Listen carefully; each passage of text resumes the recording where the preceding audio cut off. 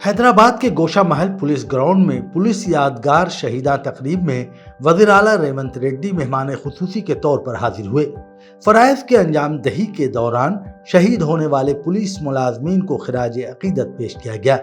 वज़ीर आला ने तकरीब से खिताब करते हुए कहा कि हर साल आज के दिन हम पुलिस शुहदा को याद करते हैं। पुलिस का मतलब समाज के लिए एतमाद और यकीन है। वह बहादुर मुलाजमीन जो हमारे लिए जाने कुर्बान करते हैं, उनकी कुर्बानी नाकाबिले फरामोश है। शहीद पुलिस मुलाजमीन के खानदानों के लिए हुकूमत हर मुमकिन ताउन फराहम करती है। हाल ही में हलाक कांस्टेबल प्रमोद के खानदान की हर तरफ से मदद की जाएगी।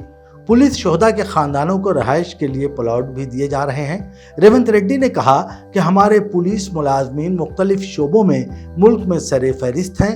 वो गैर कानूनी सरगर्मियों को रोकने में पेश है।